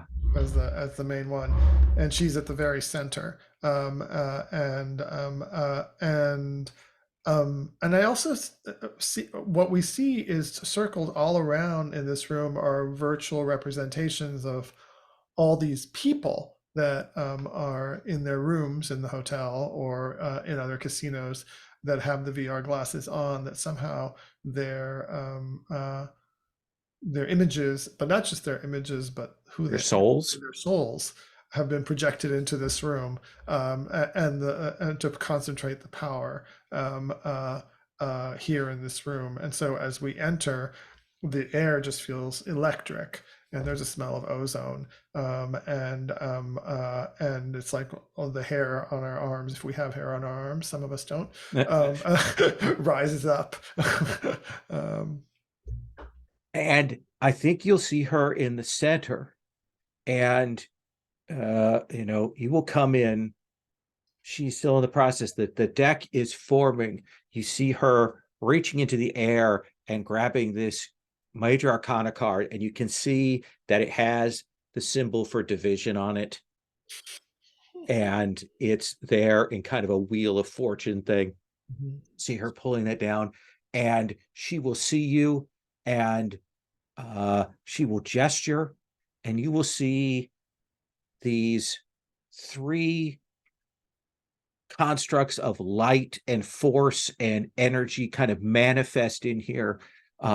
A giant with a great flaming sword, one of the fire giants. You'll see a massive wolf, jaws able to swallow the world, and then, not unlike something you fought before, you will see an enormous serpent rise up here, that these things move to bar the way. Samson, what do you do? I move directly towards the wolf with supernatural speed, and I'm going to basically try to intercept the wolf before it can come at us, and flip it over so that it doesn't have purchase anymore. Okay. So that feels like Unleash the Dark, unless you've got a particular playbook move. No, I think that's right. Okay. How many tokens do you want to spend? And 2. Okay. That's a 12. That's a 12. So you are a blur as you go shooting forward at this wolf. So unless you want to spend bonds to get it down to a 10, on an 11 plus, your control falters and you go too far. You get to pick one from above, but there's an unintended consequence. Yeah, I think I'll get past their defenses and inflict a condition. Okay. So you will do that. You go shooting over. And I think that as you do that, the wolf swallows you. And the wolf does flip over because the force of you going into its gullet in there, but you are inside it. as it staggers back. Mark a condition. And Samson is gone. Beelzebub. I remember what happened the last time I tried to help Samson out of a situation, so I think I'm gonna let him handle that all by himself. So we've got the serpent, The Midgard serpent, and Surtur the fire giant. Surtur the fire giant, and the Valkyrie is gone, right? Is back behind this sort of mass of these beasts. Yeah, I think I'm gonna I'm still kind of insubstantial, right? And I'm craving. We're here in the Animus Casino. There are all these souls just sitting here giving their energy up. Yeah, I think, and this is more for color than anything else, I think. But I'll tell you, I think I sort of try to suck up some of that misery energy, from these souls, and I don't become more substantial, but my insubstantial form takes on, greater heft, right? I'm like a small, wide guy, and I become a taller and taller, wider and wider, maybe thinner and thinner in terms of my actual substance. Okay. Guy. I don't know that my mass is increasing. But I do it, and I where is that? Oh, there's that move. It's hiding. I speak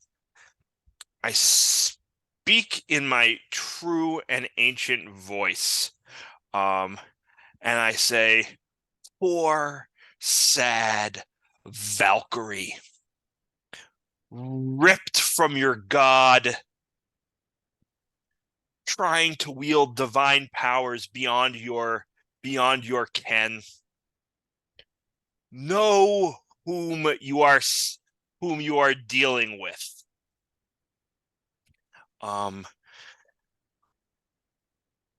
And bow before a god who has consumed more worlds than you have ever seen. And I'm unleashing the dark and forcing my will socially or emotionally. Okay. I'm gonna mark 1 ruin. All right. Which allows me to treat the move as if I rolled an 8 to 10, and choose 4 options. Okay. And those options are gain the upper hand for now. Okay. Get past their defenses and inflict a condition. Okay. I'm gonna avoid reprisals, harm, or costs. Okay. And additionally, I think especially since they're behind this sort of wall, and it's gonna be hard to get to them physically. I want to confuse them for some time so they can't quite, retreat farther. Your shout echoes out. The voice comes through the speakers and through everywhere at once. And I think the Valkyrie, like she hears a voice that has the command and heft of the voices that commanded her before. And I think she staggers back, and the deck slips, and she's desperately moving it back into place to try and open the door, but she's stopped from doing that now. The door has not been opened, and she is having to regain her center to try and continue on. Vane. Vane will stretch out her hand, and the scythe will appear. I'm going to go for the giant. She's just going to launch herself at the giant with the scythe swinging as she goes, and I'm going to spend 2 darkness tokens as I unleash the darkness. Okay. Are you using your come on tough guy? Sure. I'm going to go puny giant. Allow me to quench your flame. I don't know that that's particularly infuriating, but all right. 5 plus 2 is 7. I need 1 more. Yes. Do you want to burn a bond? Yes, I will burn a bond. So on an 8 to 10, you've got them just where you want them. You get to choose two. Give your allies a golden opportunity. Choose one ally to gain a bond with you. The second one is uncover a key, which doesn't make sense. But the third one is inflict 2 conditions on them and take 1 in return. That's the one I will go for. Okay. Do you want to take that twice, or do you want to do the bond and that? I'm gonna do that twice. So And mark that 2 means I take 2 conditions conditions. Okay. and tell me, like, Well, you see, okay, so you are absolutely going to decimate this I giant. so I'm raging and obsessed are the two, because part of it is, Vane really needs to express violence periodically, or else it's sort of like not getting food, and it's been a while. So she's just gonna go for broke on this giant. Leap up, catch it with the edge of the scythe, come cutting down through it, knock it down, cut off an arm, swing back up, cut a leg off, swing back up. You are like a farmer scything through wheat with this. Cutting this there at first, there's a roar from the Surtur of defiance, and then pain, and then the cries for mercy as you cut it into the smallest pieces there. It is a virtual giant of light and stuff, but there is virtual gore everywhere. It's sprayed. People are trying to wipe it off of their VR headsets. It's in their faces. You see everybody roaring back away from it. Awesome. Cetus, there is the upside down wolf. There is the Midgard serpent, and now a startled, sort of staggering back Valkyrie with the path kind of cleared there. The path mind goes through a carpet of gore to get there. Let's see. I think sea serpent to sea serpent is going to have to be the way we go here. Okay. Since that's the one that's been left to me. But I think Cetus is going to use another ruin move since he's got a new one. Loving it. And so he's been trolling all of these dreams of Tolkien fans. And Okay. and I think he's going to create a weapon of pure nightmare that he's going to unleash on the Midgard serpent. And it is, I don't know if it's Shelob or Ungoliath, but one of the monstrous, horrible spiders that coughs up black and destroys all life. All right. And so I think we see well, I won't narrate it until I do the roll, because who knows what it's going to look like. Sure. This could go really wrong. Oh no, actually, it's a ruin move. So all I do is mark ruin. It's let's see, it's crowned by dreams, exalted by nightmare. Okay. So mark 1. What do you want it to do? Do you want, if this weapon of pure nightmare has will mind of its own, it will create itself powerful stuff, exactly what you need to, only on your command time. So you're going to use this to strike at this thing? To devour the serpent. Okay. An enormous spider to devour an enormous serpent. So we still unleash the dark as the move for this. But there's an additional effect here. Essentially, it goes a little over the top in the narration. It will go over the top. How many tokens do you want to spend? So it's going to be an Unleash the Dark. I guess I'll just do 2 tokens. No matter what happens, I'm going to suffer. So because I'll still have too many tokens because I've got way too many.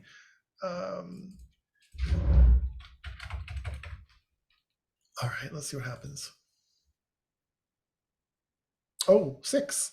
Oh, actually, I didn't go over the top. You want to burn bonds, get that to an 8? Sure. What bonds do I have? I will burn a bond. I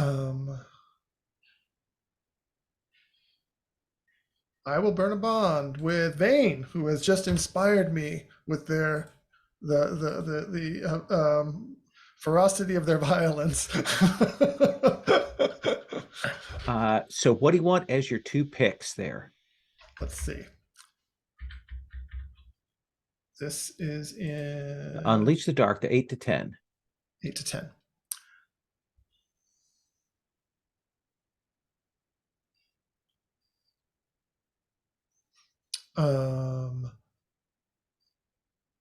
I think avoid reprisals and harm because I'm acting through an intermediary. Okay. And get past their defenses and inflict a condition. Yeah. So this spider leaps out, and it has the size and scale to match this serpent, and it grabs on, and the serpent is roaring and flexing, and it's still alive. Like, I think the condition hits it, but it's roaring. But I think that because it's coiling back from this thing of nightmare, it has moved out of the way. Like, whatever blocking it was doing is rendered is negated as it's trying to get away, and flexing, and the building is kind of shaking even as this spider, the fangs go down into it. Imagine there's a lot of webbing too happening. Yes. And then that is rolling along. Now you are at how many darkness tokens right now? All right, so now I'm at 6. Okay, so you are torn between. Okay, And again. when you're torn between your monstrous nature and your human heart, or when you're tempted by what the darkness demands, make a choice. You can either let your monstrous nature show and describe the damage your outburst causes, in which case you mark a ruin, or you could diminish your power to conform to the pressures of humanity, or you could burn a bond with somebody to keep yourself level. I am going to burn a bond with Elder Urduha. Okay.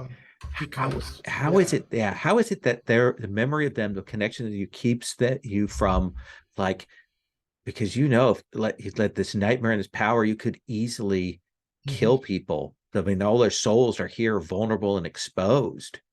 There's something about that smack she gave me across the top of the head. It's like I suddenly feel that smack all over again, and it knocks the grandiosity out of me. Because she woke me up once, and the memory of it wakes me up again. Perfect. Yeah. She will do that. You kind of keep yourself and keep your power in check there, and keep yourself balanced between your monstrous and your human nature. Samson. So I'm down inside this wolf. Yes. Writhing around, and I think it feels me fighting back inside. And I force my way back through its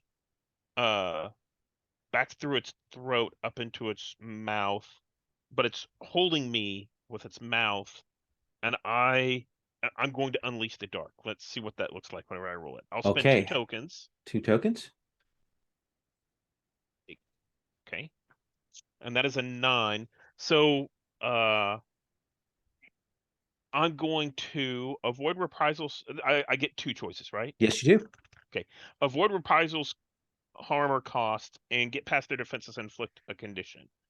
So there is that moment when you're up in the jaws and you are super strong, and this wolf is kind of holding, and I think you just stretch, and there is a cracking as the wolf's jaw gives way, as you drive the bone and sinew of this thing back into its own brain, crack it down, and there's a yelp as the wolf, the Fenrir wolf, crashes to the ground, and you're just standing there in the broken jaw of the teeth of this thing, and it is just laid out. and it is undone. The last of the three defenders is dispatched. Beelzebub. Yeah. She's still like on her back foot. Can I like approach her easily? Yeah, you can make it up to her. Absolutely. Yeah. So I walk. I'm still big. Uh, kind of slowly, deliberately towards her. And I think I if she's willing to, you know what? No, I don't want to do that. I take it back. I mean, that first part I do, but I'm not gonna do what I was about to do. And I think I let I reach out and take one of her hands is holding the deck, right? Right. And I reach out and take her other hand. Um, and I grasp it. And um, I say, Valkyrie, you do not know what door you're even opening, do you? You don't know what power you've unlocked by bringing all of us, and I gesture to the rest of the division team here, do you?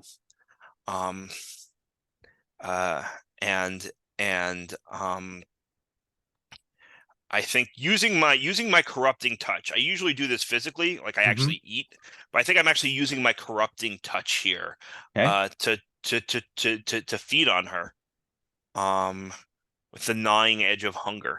Okay. And I'm surrendering. I'm very hungry. This is my craving, right? This is that thinness. I just can't. I have to eat. And I couch it in that, because I couch it in that language of the fight. But Right. this move doesn't actually help with the fight, right? This is me Well, potentially. selfishly. Yeah. Well, I mean, so far as I'm concerned, this is me selfishly feeding, right? And I'm going to use 2 tokens. Okay. But I'm going to take. I just took 3 actually. That makes sense. For so that's 7, and then 2. That brings me down to 5. Lovely. I'm going to be torn between. I love it. To roll this move. Where's the die roller? Here we go. And that is a 10 plus 2 is a 12. Your hunger grows deeper and edged with endless teeth as your humanity slips further away. Which do you want to take? Well, tell me, what does the Harbinger within me scream for? The Harbinger within you. Hang on 1 second. Let me look actually, can I take that back? Can I spend the 3 tokens to get it 3 down? Yeah, I would spend 3 bonds with what the darkness demands of me. Okay. Yeah, you can absolutely do that. You know, because here we have a Harbinger. I'm consuming them, destroying the good in it. Done. So yeah, so that brings me down to a 9, or to Okay. actually. I'll just fiddle through. I'll go down to 9. Why not? I've got tons of bonds. Okay. And what are your? Let me, okay. So in that case, I think I coalesce again. I become more physical, right? I even shrink a little bit to become more human. I'm going to clear that craving condition. Okay. I think there was a moment there before you grasped onto those bonds where you heard the darkness tell you that your hunger would only be sated. You already know that they taste good. Cetus, Vane, Samson, consuming them could sate your hunger for such a long time. And I think you felt that before you clamped down and put those bonds together. Sure. And Vane, you'll see that Samson has dispatched the Fenrir wolf. Cetus has called this spider that is writhing around. People are running, screaming, slipping into virtual gore that you've spread around here. Beelzebub has strolled up and grabbed one of the Valkyrie's hands, but done nothing to her, but has held on to her. And you see him drinking, eating, isn't he just killing her? All right. Well, I'm going to sprint forward and grab any cards that she's holding in Okay, her other hand. that's easy enough for Without you. Are you? distracting her from being fed on. I don't know. What? So are you attacking her? Are you trying to secure the door? What is it you're doing? Where are she had cards, right? Yeah, yeah. She has those that some of them that she has in her hand. But not the hand that Beelzebub is holding. That is correct. Well, I'm going to stroll up and remove them from that hand. Okay. Vane. I think this is a move though. This is you powering. This is probably Unleash the Darkness actually, because you want to get something from them. I do. So I will spend 2 tokens again. And roll. Boy, I wish those were louder. 8 plus 2 is 10. 10. So choose 2.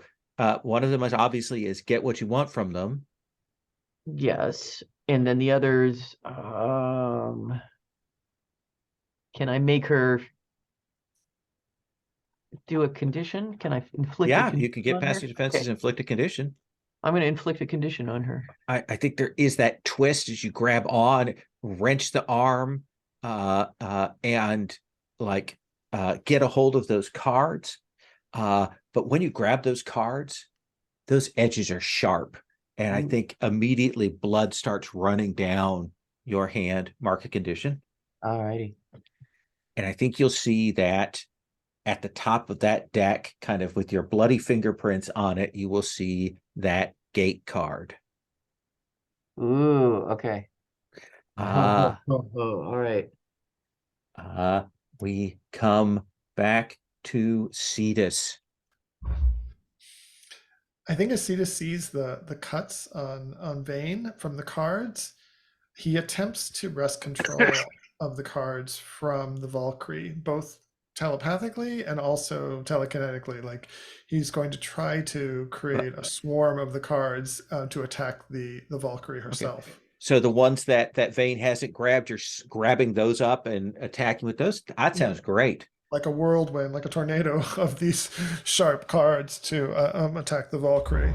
So Unleash the Dark? Unleash the Dark. How many tokens? I'll do a couple and see what happens. At least that will get me under 5, finally. Yes.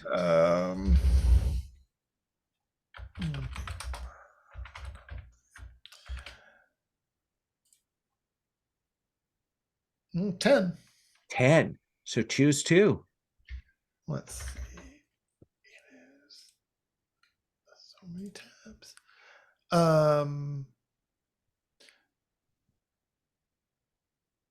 Get past their defenses and inflict another condition. Okay. Slicing them with these cards. It's cutting through their Valkyrie armor, giving way there.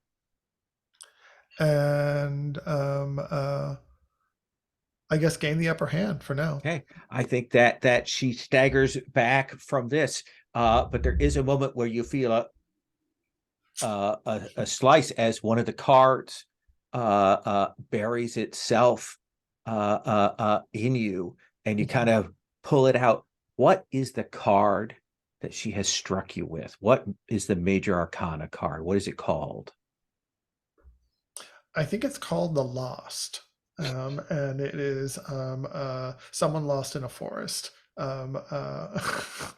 Absolutely. That like there's a card, you see your blood runs into the forest when you pull it out, and you see the forest is calling to you. Like you have to pull it away from your face as it's kind of summoning you back. Samson, she's on her back foot. Beelzebub has a hold of her. She's got these cards around her. What do you do? I think I'm going to rush her and tackle her to try and take her to the ground. Okay. I think that's Unleash the Dark, right? Yeah. I'll spend 3 tokens.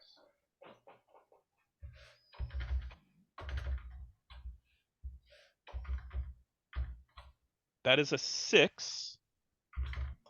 Spend a bond or two. Yeah. I need 2 bonds. Yes. I'll spend 1 with Beelzebub because he's right there. And I'll spend 1 with Vane. And I think that gets me to 8. Perfect. What do you want as your results here? Get past their defenses and inflict a condition and gain the upper hand for now. I think there's that bit when you knock her down, when you have a hold of her, when you look her square in the eye, and you see her sigh, and you can feel all of the death that she's held kind of back, that she's used to suspend herself. The cards have been ripped away from her. She's been drained.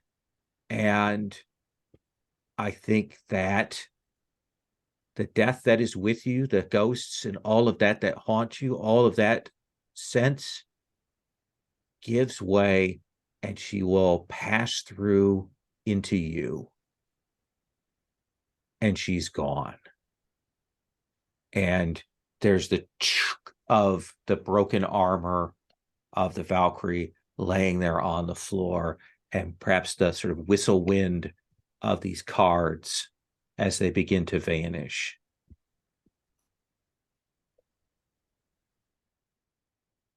And now we move to epilogues. Either in the immediate aftermath or somewhere down the line. Beelzebub. So I think Beelzebub, this mystery clears itself up. However, it clears it. The division cleaning crew comes in and cleans up. And I think the next place we see Beelzebub is in his bridge game. He's playing cards again. When you look down at his hands, the camera cuts to his hand, and it's not your standard deck of playing cards. It's a deck with some of the images from the Chernobyl deck. I think the scene leaves it unclear as to whether it's actually that deck or an imitation. And next to, you see the two cards that are most visible are that card that Cetus saw, which was the Lost, right? Sorry, the Found. No, the Lost. Yeah. And another card, which is the Sated, and it is an image of that Jack Kirby, Etrigan, demon figure, but sitting on top a pile of bones, with a very, very, very full pot belly. And you see Beelzebub play that card. Bane, what is the epilogue we see for you? It's actually in the library. Much later, you see Vane kind of leaning on the desk, and she and the librarian are in deep conversation, and you can see that actually what she's got spread out are the cards from Prometheus's desk, and they're discussing them, and finally, and there's a lot of arguing back and forth. And then you see her kind of reach out, and she sweeps them all up and kind of stuffs them away, says something to the librarian, and kind of turns with a flourish of the purple leather trench coat.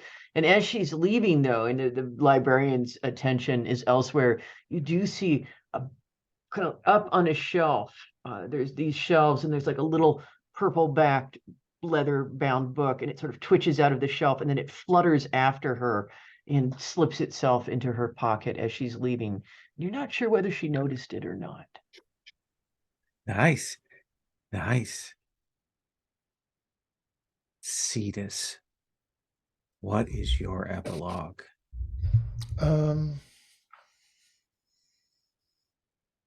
I think we see a very lavish hotel room and a woman seated at a vanity, and she's brushing her hair. It's like long, black, wavy hair, lustrous, beautiful. And we see her reflection in the mirror, and she's stunningly beautiful and young as she brushes her hair. And then there's kind of a fluttering behind her in the image in the mirror, and she turns and she sees the white scarf fluttering onto the bed next to her vanity. And then as she turns more around, the camera turns to see Cetus standing there. And he raises his hand and he says, "Mother." And the scarf falls upon her shoulders.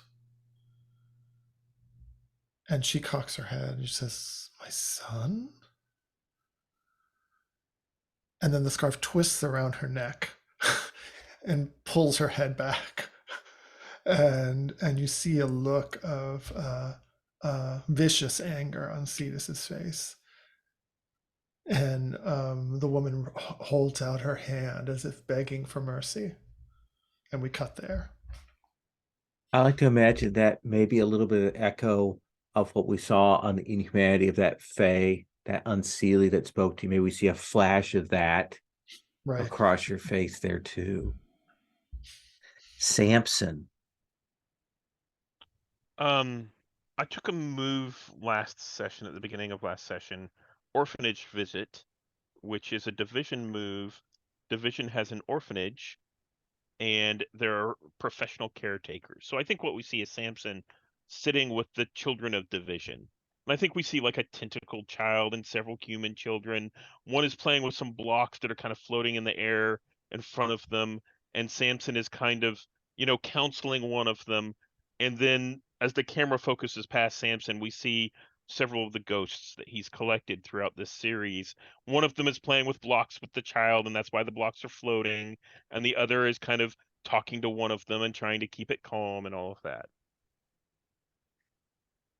Who all do we see as the ghost? Like what is your menagerie made up of here in this last scene? Yeah, so I think the ghost that's playing with the blocks is Agent Fable. And I think at the very beginning we had Agent Jamie Corber, Mm-hmm. and Corber was the looked like a child. Mm-hmm. And I think he's telling a story to several that are sitting around in a circle. And then we have the professor, and I think the professor is talking to the child with the tentacles, and is telling them, I'm different too, and that kind of stuff. Yeah. Nice. And I think we close out, kind of camera pans through the halls of division there. Maybe like on I like an idea of a bulletin board next to a potluck, someone has taken a copy of that division tarot card and just pinned it up there on the bulletin board, just willy-nilly. And that's where we're going to stop. That is our mystery. That is our arc. That is our final case, our final mission. I would like to, if you all are okay with it, to do a quick round of stars, thoughts about this episode, this mystery, this series, whatever you want to throw out there. Jesse. Yeah. First of all, this was awesome. I just want to throw that out there. I love this mystery. I loved everything we've done. I loved playing with all of you. We have a ton of fun. Love the characters. Loved our interactions. Mysteries were great. This mystery, just the one we just did, so many things that speak to the things I love. Makes me want to go back and read Last Call again. Yes. So I'm probably gonna do that soon. Mm-hmm. just I could call out little vocal things. This game is fucking cool. I'd played like a shorter run of it before. It's interesting. The one thing, this is a me thing. This isn't a game thing. I'm still kind of figuring out how I like the sort of like Car from Brindlewood mystery thing. Mhm. Like it can be awesome a lot sometimes, but I think I find that when I do it a lot, right, when like over the course of a quarterly like this, I sometimes felt like this is not a knock on the game at all, because I think this is again like a personal taste thing. Mhm. Like but I sometimes felt like I was like like like like it always engaged my brain in the same way, Mhm. which different, but and Yeah. then but There is an aspect where a lot of what you're doing there is you shift from the sort of the player position of to kind of a GM position, like you do, where as a GM you look back at what's going on and you're trying to pick it. So there is a weird shift of position yeah, there that it's not that, like I love doing that in other, there I play a lot of GM-less games. I do Mhm. or GM full games, like it's not, it's like there's something, I don't know. I haven't quite put my finger on what it is Sure. like the results are almost always really cool, and I like the back and forth as we build on the stuff that we do. Like that's all really fun. But there's like something, I'm not sure Hmm. exactly what it is, but the thing is that like each one of these mysteries was so cool and had such awesome evocative clues, um uh that like the pieces are all there. I'm trying to Okay. figure out what No, I'm no, missing. no. Um, uh, um, uh, but yeah, just like great. I had so much fun. Thank you. Okay. Good. Good. Oh, Awesome. sorry. I remember the other thing I wanted to say, which was that. But the other piece of it is that playing this game over the long term, like real, like got to playing out a lot of those long term character mechanics. The classes, the playbooks are so cool, and this is a big thing, a little thing in the game that was a big effect in terms of the long-term play that I like give Ray so much credit for, which is that you only get to take 2 of your playbook moves.